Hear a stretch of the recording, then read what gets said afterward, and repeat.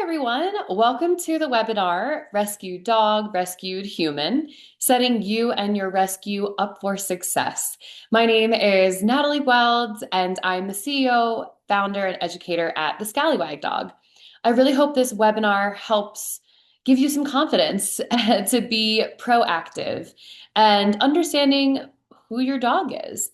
And even though it can be very overwhelming at first bringing a dog home, doesn't mean that it's good or bad overwhelm. It's just that there are a lot of pieces that you need to put together. And I hope that this webinar helps you make that game plan to be proactive, to live a long, loving, healthy life with you and your dog.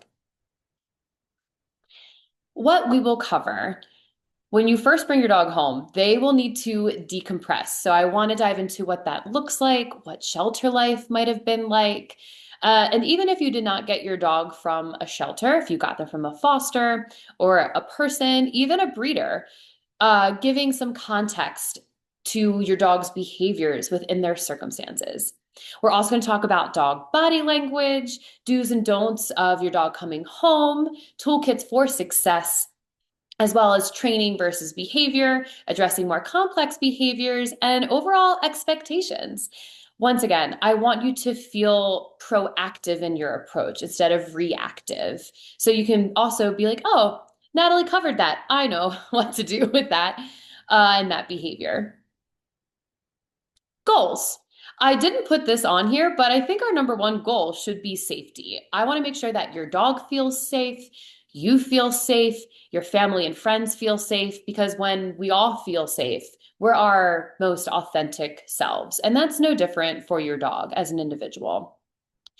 I want you to feel more prepared, whether that's more enrichment, management, or being able to address behaviors before they become more significant. I want you to feel more confident so you can advocate for your dog and go, oh, I noticed that Fluffy was doing this nuanced, subtle behavior. Let me advocate for Fluffy so that way Fluffy can decompress and not trigger stack slash steamroll into more dramatic behaviors. And I also want to discuss empathy. Our dogs have to put up with a lot in society these days. So I want us to feel more empathetic to their needs and wants and their life and relating to them in the best way that we can with more compassion and understanding. So who am I? You're like, great, sounds great. Who are you? Once again, I'm Natalie Welds. I am the CEO, founder, educator of the positive reinforcement and science-based training and behavior company, the Scallywag Dog. We're based in Denver, Colorado, and virtually worldwide.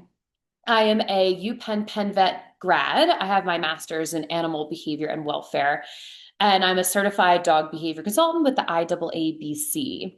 I'm also mom to Pearl, who is right there, my little pitty mix, and to Erwin. He's my rescued bearded dragon. Before we begin, I just want to say congratulations. It is so exciting to bring a dog home for the first time, whether this is your first rescue, your 100th rescue. I first and foremost want to say congratulations. It is very exciting having this new chapter in your life and your dog's life. And even if you might be overwhelmed, I want to give you ways to, once again, put those tools in your toolbox so you can feel more prepared and confident and make this transition for you and your dog as easy as possible. And the first step of this is decompression. I put this very simple definition up there to undergo release from pressure. Social media these days, we're like, oh, I rescued a dog from the shelter. The shelters are loud and awful with cages, and now they're in this big, beautiful, comfy apartment or home. Yes, and even if we're on vacation or we're leveling up in life, that's still a transition. That's still tough. We're still going through changes, and we need time to decompress in those situations, and so does your dog.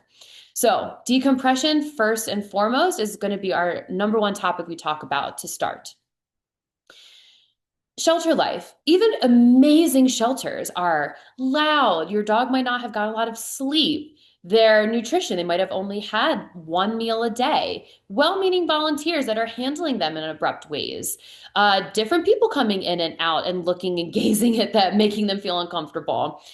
There's a whole lot of things that I could do a whole other webinar about, but just context-wise, your dog went through a lot in a shelter. Even if they came from a foster, they're still transitioning in their life to new changes. And I don't know about you, but change is pretty scary for most humans. And especially with our dog who we can't communicate with because they're another species, um, we want to create empathy so that way we can understand where our dog is coming from to support them safely as best as we can. And same thing, you saved a shelter dog, even if your dog was in a foster. So, congratulations. So, why the need to decompress? Well, first of all, there's something called cortisol, and that is a stress hormone. If your dog has had a long time at the shelter or a short time in the shelter, that cortisol has built. And if that cortisol is up here, they're going to be a little bit more reactive instead of if they're at like an easy breezy baseline, so to speak. They might show a fight, flight, freeze, or fawn stress response, which we're going to dive into. So we don't want them to do these things, but they might, and we want to help them decompress so they're not showing this more reactive behavior because of their change in circumstances, because they don't feel safe, because they don't have a predictable routine yet. Decompression lowers expectations that your dog needs to be your best friend right away, and that, okay, my first job to help my dog trust me in this new relationship is to help support them decompress, to sleep, to feel safe, to be cozy, comfy, all those things. Overwhelm. It doesn't always mean a negative experience. So, your dog coming from a shelter to a new home, it's still overwhelming. There's new people, might be new furry siblings, new smells, sounds, the car ride there. There's so many nuances to a new environment.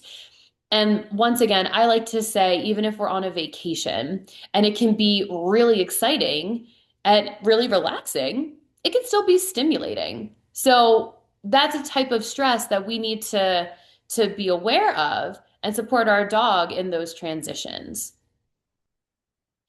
This leads to the 333 rule. Now, this is not a set outline or guideline. These are not set in stone. Where Natalie told me by 3 weeks my dog should have settled in. I have had dogs that have settled in instantly. I have also worked with dogs who have taken months to feel settled in or not overwhelmed, especially working in New York City where I came from. But the basic outline of a 333 rule is it takes about 3 days for your dog to kind of like figure out what's going on. They might be really overwhelmed. And then 3 weeks to settle in, get a nice routine going. And then 3 months to feel secure, where they go, okay, I know my guardian a little bit more. I know where my food bowl is at. I know where I sleep. I know how many walks I'm getting and what is outside of my immediate home and circumstance. I want you to remember that you and your dog are individuals. And that even if you're like, okay, I have a golden retriever and all golden retrievers are the same, that is not true. They might have the same type of like tendencies, but each dog is an individual. It's like saying all New Yorkers are abrupt. I mean, we are a little abrupt, but I'm an individual. So is my New Yorker neighbor. And we all have preferences and ways that we cope with stress and settle. Empathy, going back to one of our goals.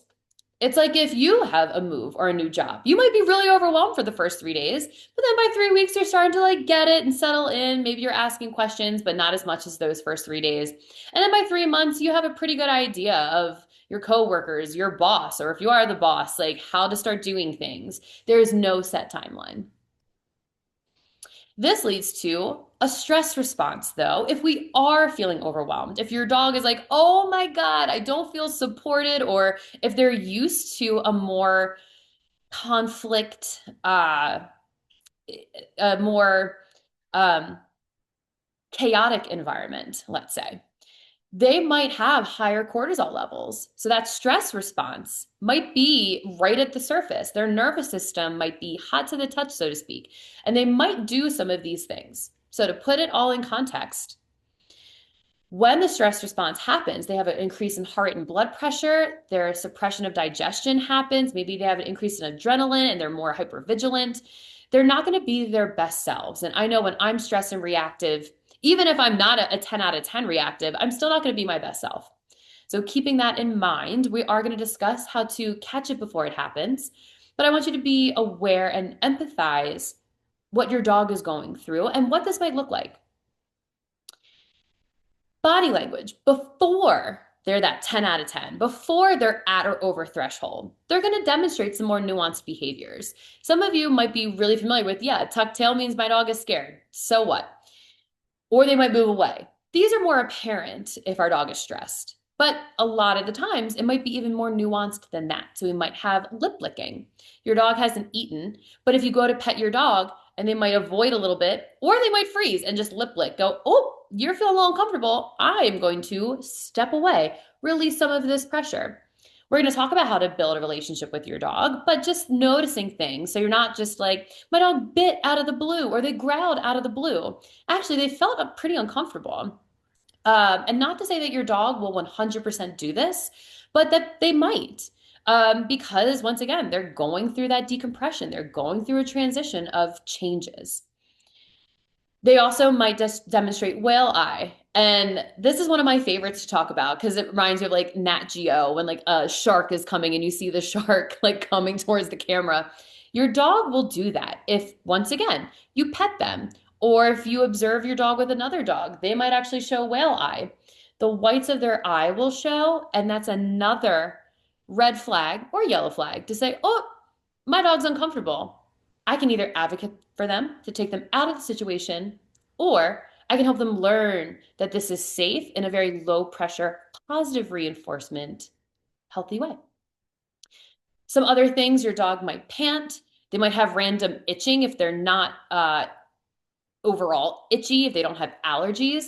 Random itching is very similar to people who play with their hair or bite their fingernails. It is like a nervous habit and a fidgety response, and it's called a displacement behavior. So if you see your dog is like itching once because let's say you picked up a harness, maybe that actually made them uncomfortable.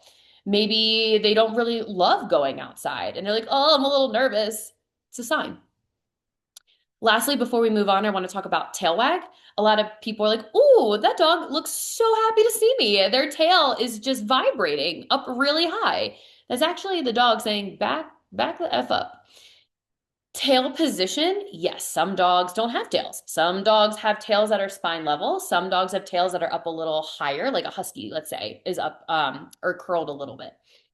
However, if you see a high vibrating tail, or like with a tense body, because we want to also see the overall picture of the dog.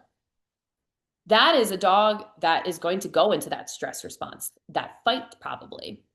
So we need to go, oh, you're wagging your tail. That is a sign for me to just back up and rewind and create as less tension as possible. Here's some other dog body language factors, signs, but I wanted to put them anyway, even if they're pretty apparent, because they're still pretty important.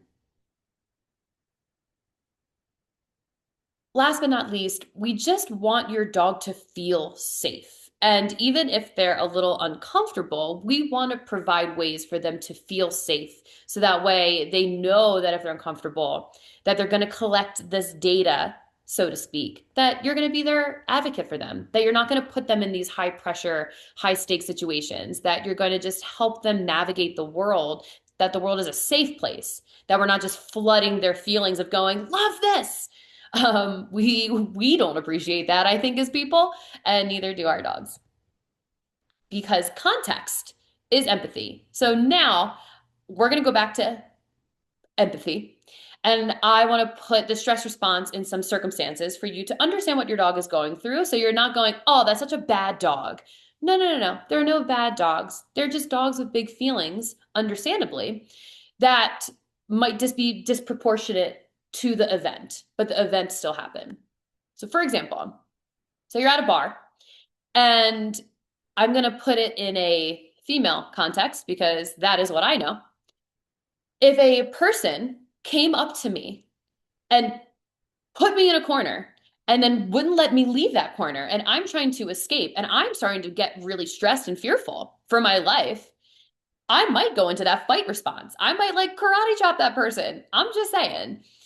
It's understandable if your dog is put in a corner and hugged by like little Susie, who's 5, and your dog bites little Susie. It's understandable if they felt trapped and that they couldn't escape, that they were in danger. Not all dogs have that response, but I'm just saying things to be careful of and to recognize before it happens. So a dog might lunge forward, might have their hackles up, that hair mohawk. It's called piloerection. Growling, they might show teeth, have a rigid body, have that high vibrating tail and the hard eyes. You can go, oh, how can I de-escalate this? Which we'll talk about. But these are signs of that fight response. And flight. Fight and flight are pretty common. A lot of people know this, and I know I'm going pretty fast, but I also know you probably want to get to the part where you're going, help me with my dog, Natalie. But we also need to know the reasons why our dog is doing what they're doing so we can help and have an action plan. Flight, we can pretty much understand if something is scary. Like I said, if you feel trapped and you're trying to get away, maybe you actually take your opportunity to run. And I think about this with dogs that are flight risk. If their stress response is to always flee and they hear a car backfire and they run to the end of the leash and you accidentally drop the leash and they just take off. That is that flight response. So you're at a bar and things are going on and you freeze. That is a pretty normal stress response. And just watching Stranger Things, I don't know if anyone else is, but the little girl has a freeze stress response. She doesn't feel like she can move when bad things are happening. That's that deer in headlights move where we're like, oh my gosh, I can't fight this person and I can't flee, but I'm going to freeze.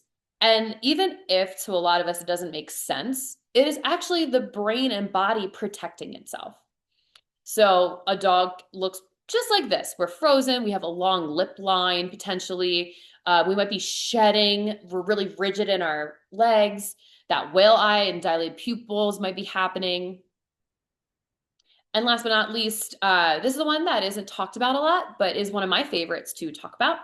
So you're at a bar and you start to become a little stressed. So you start fawning or having appeasement gestures to de-escalate a situation. And as a female, let's say a man is highly flirting with me, but he's making me very, very uncomfortable. Maybe he's trying to buy me drinks or he's talking really close or he put his hand on me and I am trying to just like get him away from me, but I'm laughing at his jokes that aren't very funny. Maybe I am like just fidgeting or touching my hair or like scooting away a little closer or scooting away a little farther. That's fawning. And it's your dog that sees a stranger, let's say, and all of a sudden they just run up to the stranger and jump on them and mouth their arm and they're really fidgety and they're spinning or their ears are pinned back, but they're still curious. It's like they're conflicted, and that's fawning. Your dog may not show their true colors right away, and that's okay. I like to discuss this because it's very similar to dating or having new friends. You're not just going to be, woo, here I am. You're hopefully, if you are that type of person, good for you. But most of us want to get to know people before we can let our boundaries down, our guard down. We want to feel safe. We want there to be trust. And your dog is an individual. Once again, I'm just gonna like keep pounding this in, but your dog might be a puppy, they might be a senior. Things happen to them before they were even born with their generational trauma. It's not just a buzzword. Their neonatal care, their cognitive bias. And this is true with people. Are you more negative or positive? There's research out there that animals are like that too. They might have pain where they're not themselves, but if they didn't have that pain, they would feel like themselves. And their past experiences, as well as your reactions to their behaviors or to your circumstances. If you're a loud talker, if you walk around really fast, if you talk to them a lot, your dog is going to have certain preferences to that. Decompression expectations. When your dog comes home, they might have some accidents, they might not eat, or they want to eat a lot. Same thing with sleeping. They might sleep a lot or be more hypervigilant and not sleep at all. They might have more separation anxiety related behaviors. It doesn't mean that they're going to have full blown separation anxiety. They might be just a little bit more Velcro-y. They might just need a little bit more support. They also might have difficulty in training. Once again, as we discussed, that adrenaline goes up. They're a little stressed to the changes. When we are stressed, we don't hear as well. We're just like, oh, what's happening? So having the expectation to not go right into training, to just make things positive, to make things safe, to make things easy with transition, low pressure, that's what we're going for. Common problem behaviors that we see in the beginning that might subside all on their own. But if they don't, and it's becoming a habit or dangerous or impacting your dog's welfare and your welfare, please reach out to a positive reinforcement certified dog behavior consultant or at the very least a dog trainer in your area that has positive reinforcement and understands behavior. I like to say too, I'm glad your dog can sit, but they're still anxious in the sit. So how can we create a calming, feel-good sit? Overwhelmed? It's okay. We got you. We want to set you and your dog up for success. So how can we do that? One of the easiest ways to do that is enrichment. So what is enrichment? I like to think of it as ways that we can better our dog's life with their preferences of how they want to live their life. For example, I'm not going to take a pug on a 10-mile run. Sure, that is not enriching to them and honestly dangerous, probably. It's very similar to if someone was like, Natalie, let's build this 1,000 puzzle piece together. I'd be like, no, thank you. I'd rather go to yoga or I'd rather go on a long run. We all have our preferences, and so does your dog. So I have listed some of my favorite enrichments that I recommend most of my clients because they essentially will do things to help your dog self-soothe, take the edge off. Number one thing I love are topples or lick mats at the bottom. We want your dog to self-soothe and feel good. When they lick, it turns off one part of the nervous system and activates another in the best way possible. It actually helps them relax. It helps them decompress, once again, to self-soothe on their own too. So we're not just like having to entertain them constantly and they're just little adrenaline junkies always looking for us for their entertainment, which I've helped many clients with. If you do have a dog that is like kind of bouncing off the walls and needs to take the edge off mentally, I love Orby Snoops and I love Busy Buddies because they can interact with their kibble. It can be as basic as that. Kibble, high value is freeze-dried beef liver I love or freeze-dried salmon. And they can bop that little toy around and interact with it that way. So we have our self-soothing, relaxing enrichment and then our mental enrichment. Kongs are always great. They're always the go-to for food stuffable licking enrichment, but I do prefer the topples and lick mats just for right now. It's just my go-to right now. Love a snuffle mat. We'll go over the 5 freedoms, but a snuffle mat allows your dog to display normal behaviors, which is foraging. And when your dog gets to forage and smell, whether that's in a snuffle mat or if you're tossing treats outside for them to find in the grass or a sidewalk, they are smelling, which is decreasing their heart rate and blood pressure. So win-wins all around. Snuffle mat, you can completely ditch their dog bowl and just have their dry kibble in this. So enrichment should also be a go-to easy thing for you. I don't want you, unless you have the time and good for you, preparing full-on recipes for your dog. I wish I could, but a lot of us don't have that time and luxury that we would like.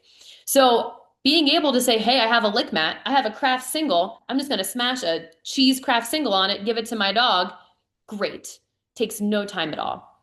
Very similar to putting some high value treats in these Orby Snooper Busy Buddy. I love a Benny Bone. If your dog likes to chew, it's a great resource for that. And last but not least, stuffies. They're super cute. Some dogs don't care. Some dogs really care. Like mine will just rip the head off and stuffing out in the last 2 seconds. And then others will carry it around. Super side note, if a dog is holding onto a stuffed animal or an object, sometimes they'll have big feelings. So instead of mouthing your arm, if they're excited, giving them an object that's more appropriate for those big feelings, they can put that big feeling onto an appropriate toy instead of your arm or your clothes. And if you're like, Natalie, I am broke or I have no monies, totally. That's great because there's free enrichment too. I love scattering kibble indoors or outdoors as long as there's no pesticides or harmful objects. Shredding paper towel rolls is also one of my go-tos. Once I've used up all the paper towels, I have kibble and I shove kibble in there and I twist it and my dog gets to rip it and eat it. Lastly, I let my dog be a dog safely. So that's letting them sniff on walks. Maybe we just watch the world go by. We watch some pigeons or some geese far away. Maybe we play some faux agility on benches. Letting your dog be a dog safely. And which this also means sleep. So if your dog is not sleeping or napping, please reach out to somebody who can help, such as a veterinarian, a certified dog behavior consultant, pet professional. The next step is management. So before we continue, what is management? It's keeping your dog safe. It's helping your dog with barriers. And I don't want to say constraint because that sounds not great. But management keeps your dog safe. And that's leashes, that's baby gates, that's crates, it's a Zen den, which we're going to discuss right now. Zen dens are wonderful because it gives your dog in novel areas a touch point.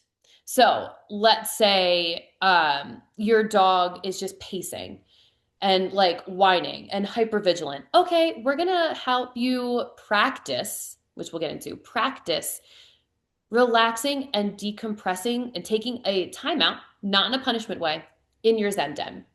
This can be a designated crate, but if your dog has confinement anxiety, it can also be in a bedroom or just a kitchen or a place where they feel comfy with a gate, with a barrier. I also like a Wyze camera. That's my favorite, WYZE for now. Because then I can also look at my dog in my phone on the app and be like, oh, they're actually starting to sleep or have that licking enrichment. A Zen Den Essential, it should have some white noise or an audio playing or relaxing music. Please don't play like housewives screaming. It should have water access and that licking enrichment, so their decompression time is a good time to relax. I also put an expensive bed because your dog might rip up a bed. So just keeping it nice and cozy, comfy, and practicing these timeouts. So if your dog has confinement anxiety or they're in a new space and you just throw them in their Zen den, that's not very relaxing.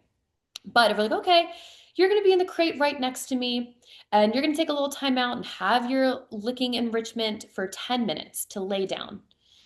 They do that, they decompress. All right, out you come from your crate. Good job. This then can move to a family or friend's house if that's a novel area.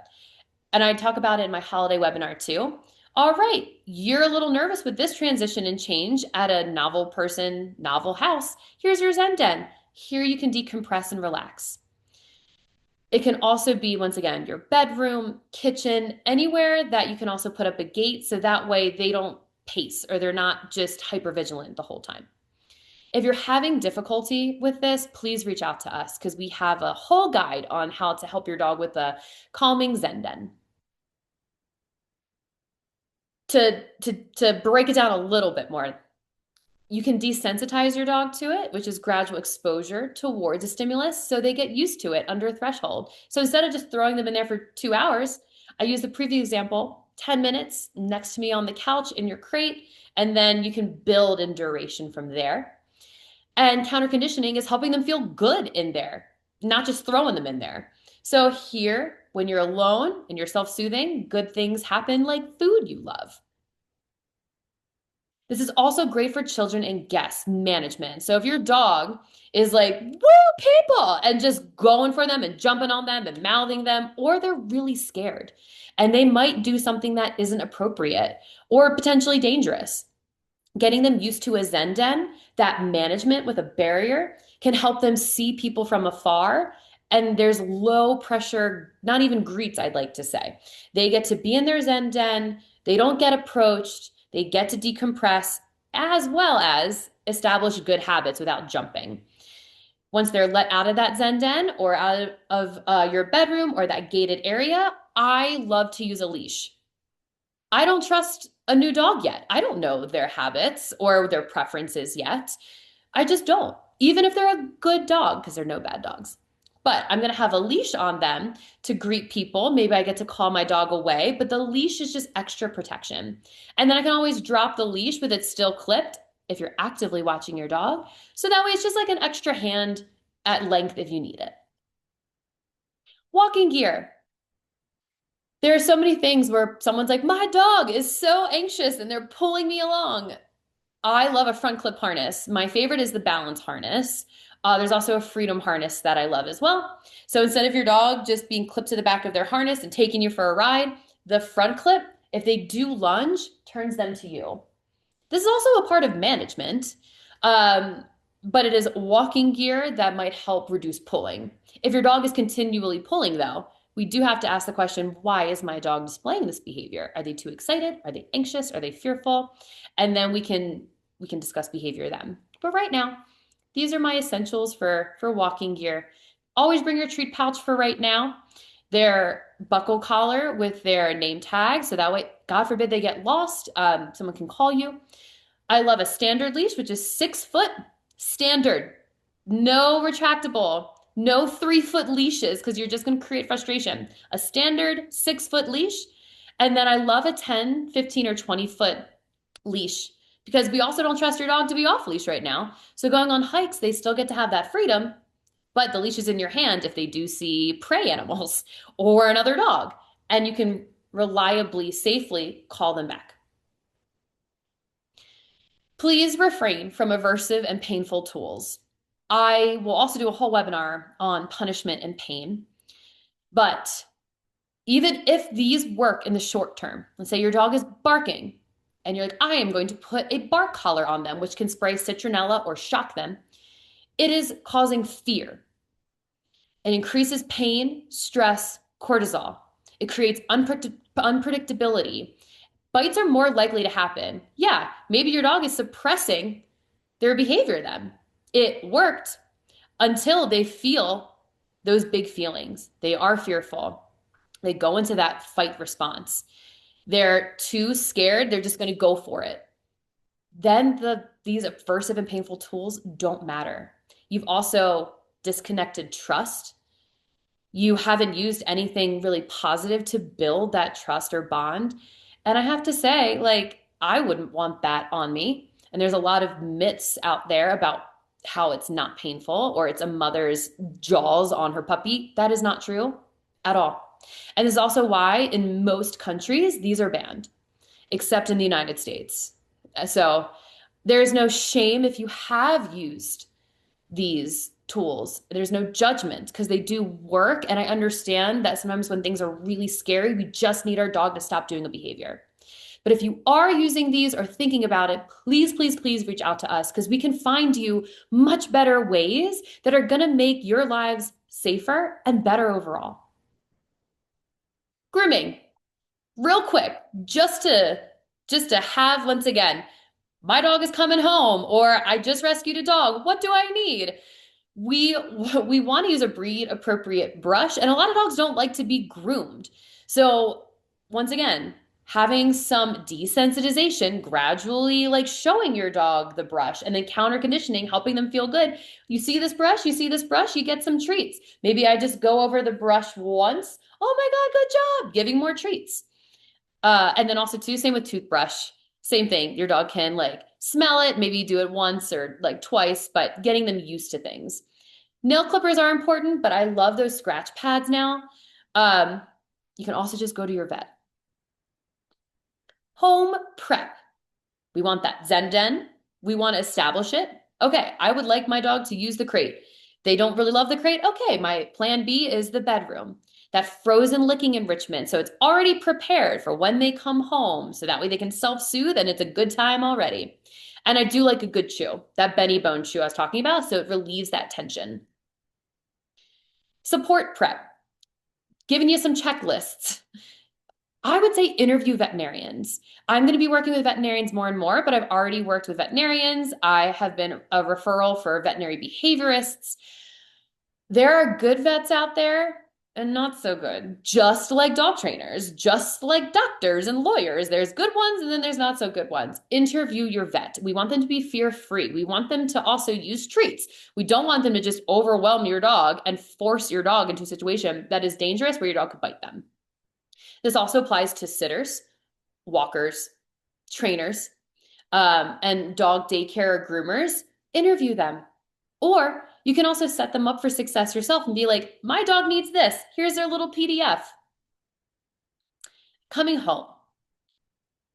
Do have a safe space for them to sleep. And that's that Zen Den that we've talked about a lot. Keep loud noises to a minimum. You're going to respect their personal bubble. Once again, if a stranger came up to me and thought I was their best friend and hugged me and like kissed me on the cheek, I'd be like, who are you? What are you doing? Um, so just low pressure. Guest greetings to a minimum. We're also going to reward behaviors you like. So let's say your dog is just like exploring your home. You're going to be like, good job, Fluffy. Here's a little treat.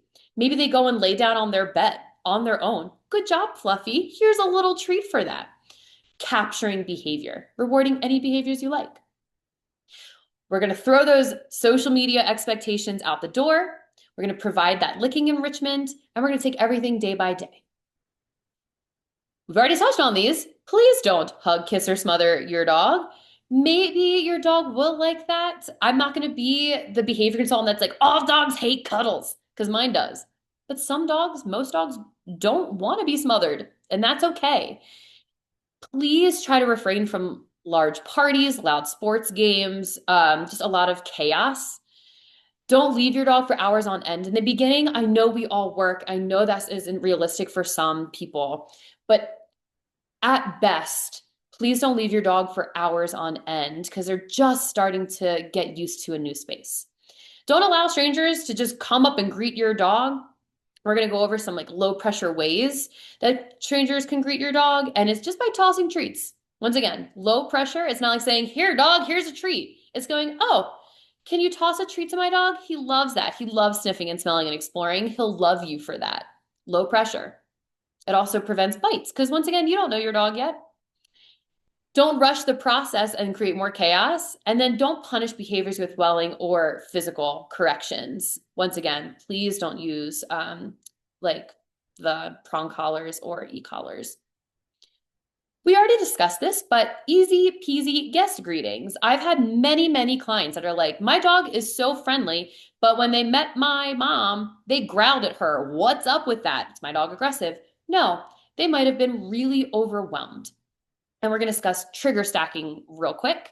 Didn't make this slide, but trigger stacking is when all these little micro triggers happen. Once again, your dog is coming home from the shelter. They're in a new environment. They went for a walk. They have a different eating pattern. And then mom comes and tries to kiss them and they're like, ugh. Potentially, they're not going to have that dramatic response, but all those little micro triggers happen. I know it happens to me where you're keeping it down, keeping it down, keeping it down. And all of a sudden you just have an explosion and you're like, oops, I need to manage that better. Same thing with your dog with guest greetings. So we do want those approaches where the dog will approach the guest voluntarily. Maybe the guest tosses those treats instead of just giving it to your dog directly. If your dog is slightly uncomfortable and doing the lip licking or whale eye or avoiding, all right, Fluffy, let's go on your Zen Den so you can observe my guest from afar, but there's no pressure. We've already discussed a lot of this again. But don't scream, shout, yell. Don't be super, super boisterous or let your dog run up to the guest too hot. We talked about management. That's where the leash comes in handy. All right, Fluffy, you're just going to have a leash walk trot up to a guest.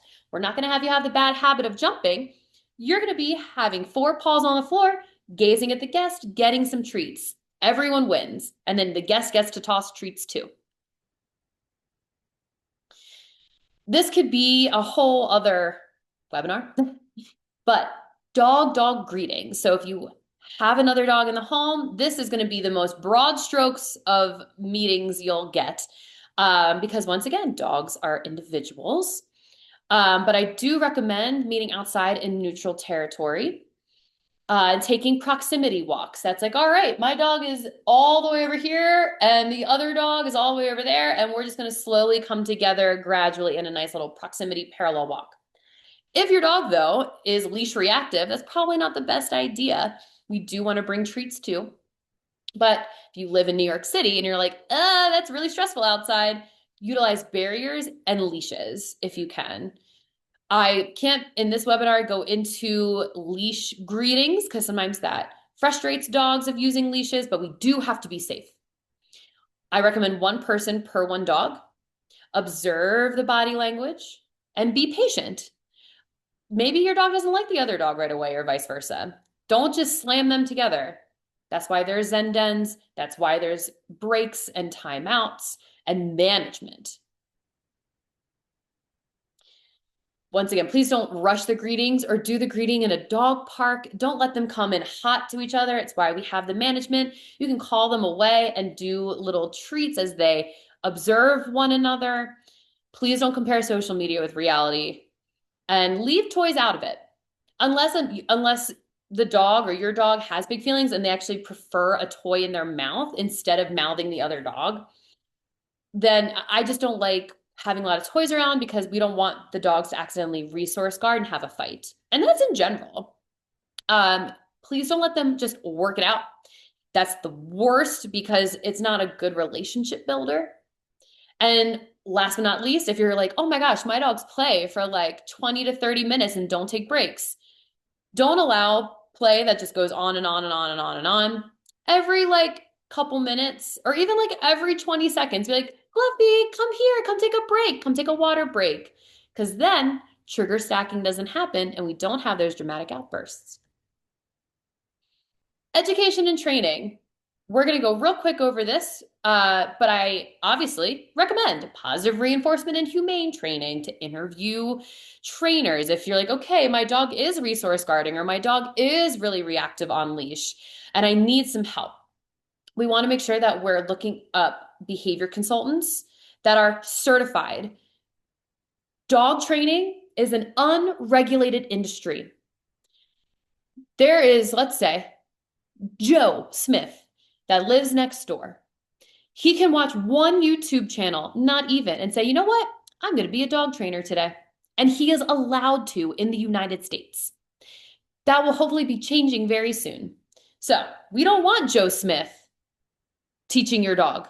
We don't. I don't care if you have no monies, like you said. There's enough research out there and enough free channels, especially from now the Scallywag dog, my company, that you can have free and accessible education. We want to look for grad or undergrad animal behavior programs, IAABC, CATCH, CCPDT, Karen Pryor, things that at least have some sort of test. Some of the ones out there, I'm not going to name them, but have the bare minimum, but at least that's better than nothing. And then there are types of professionals. So I'm a dog behavior consultant. I have my master's. Then you have your veterinarians, your veterinary behaviorists, which are like your psychiatrists. You have very few behaviorists. Don't be tricked if someone's like, I'm a behaviorist. No, they're probably not. They have to have their master's, like me, but they also have to go through a more training and verification for academic research. So no one is really a behaviorist. And then there's dog trainer. And that's what we usually know of, like sit, down, stay. And then there's group versus one-on-one. So if you have a puppy, group is great. If you want to learn some like tricks, Fantastic. Group is great. And then there's also one-on-one. Things I want to leave you with. How to just start bonding with your dog, capturing behavior. Any behavior you love, you're going to use a marker word yes or good. It's very similar to trainers that use a clicker, but we don't have clickers on us all the time. So if you say, oh, Fluffy sat for their dinner, you're going to say yes and give Fluffy a treat. Because anytime you say yes, Fluffy's like, oh, I did something right. So let's say Fluffy is reactive on leash. You're walking down the street. Fluffy sees a dog on leash from 20 feet away. You're going to say yes and give Fluffy a treat for being calm. You are capturing behavior that you like, because the more behaviors we reward, the more they'll happen. Name recognition. How many times have you, in a dog park or, I don't know, in any situation, I'll use Fluffy again, Fluffy's guardian's like, Fluffy, Fluffy, Fluffy, Fluffy come, Fluffy, Fluffy sit. And Fluffy is like, maybe Fluffy knows his name, or maybe he just doesn't care because it's been overused. Say your dog's name sparingly. If someone said my name over and over again, it would probably be white noise.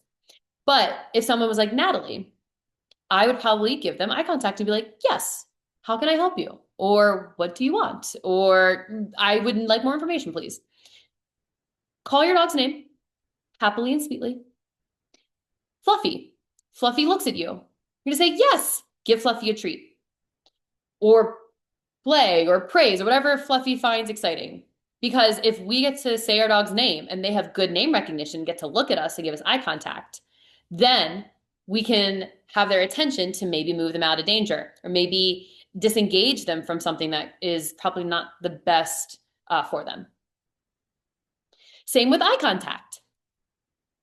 Do a little kissy sound. If your dog looks at you and gives you eye contact, give them a little treat.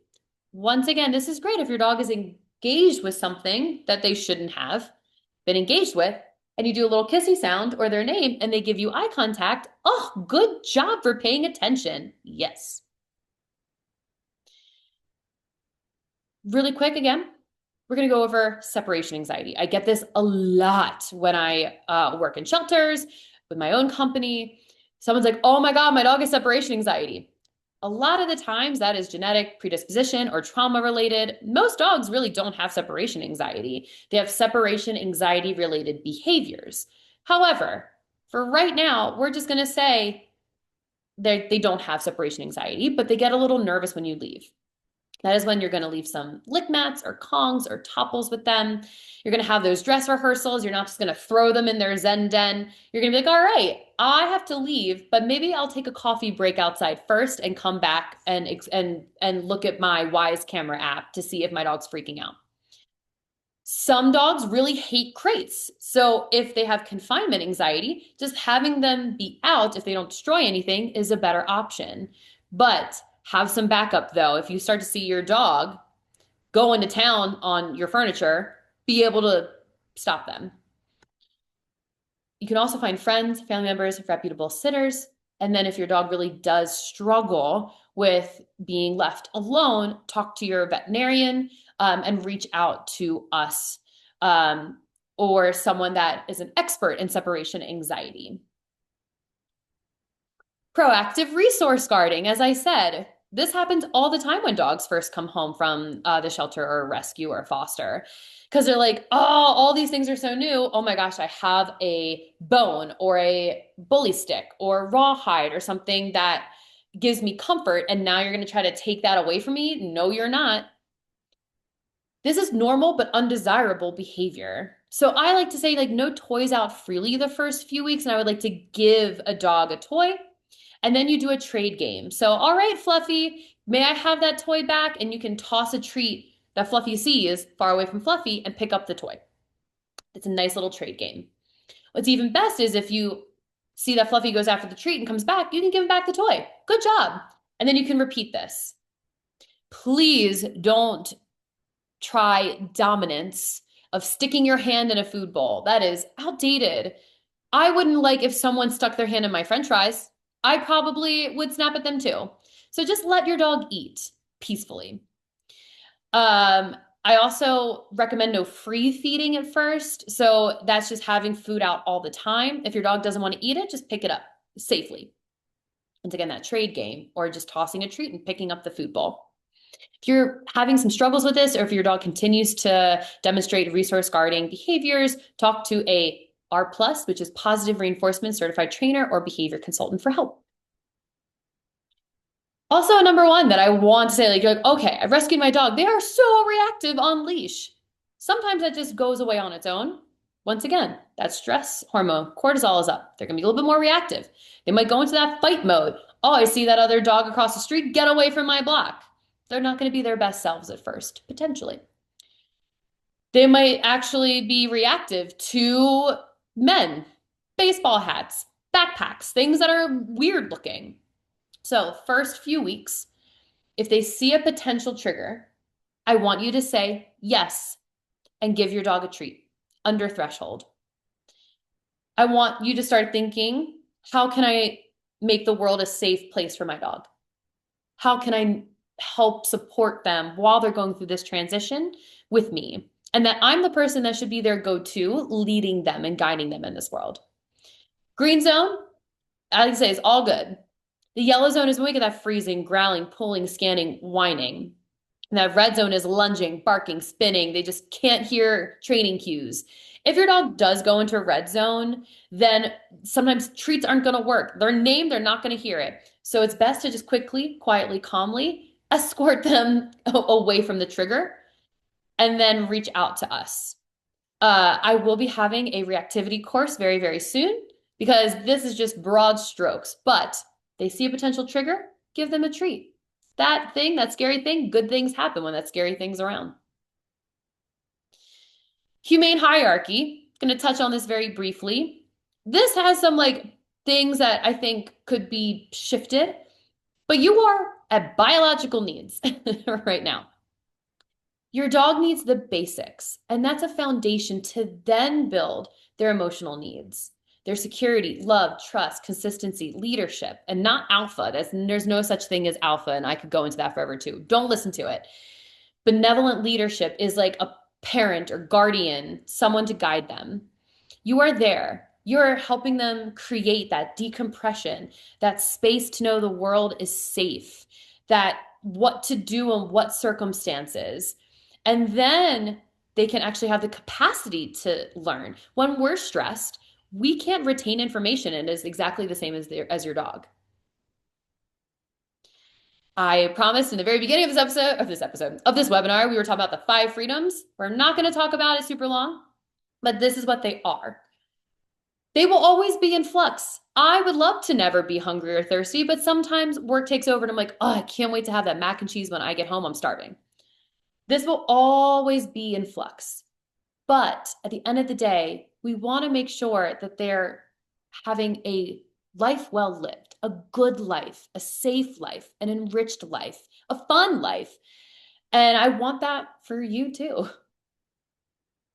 So our last thoughts on this, as we wrap up, I want you to be curious. I want you to become a dog detective when you first bring your dog home. How can I help my dog? Oh, my dog's having some of these nuanced behaviors we discussed. How can I help them with a low pressure way? How can I be kind? How can I talk to my family and friends if my dog is having a tough time? How can I advocate for them? How can I understand where they've come from? How can I not rush the process? And then lastly, how can I enjoy the journey? Maybe you rescue your dog and then 2 years later, they, God forbid, have an illness. You might have to revisit this. Okay, my dog has different needs now, or my dog is more reactive or in pain. How can I support them and build a team for them? I want you to enjoy the journey because it's not about, oh, when my dog is finally not reactive, I'll be happy with them.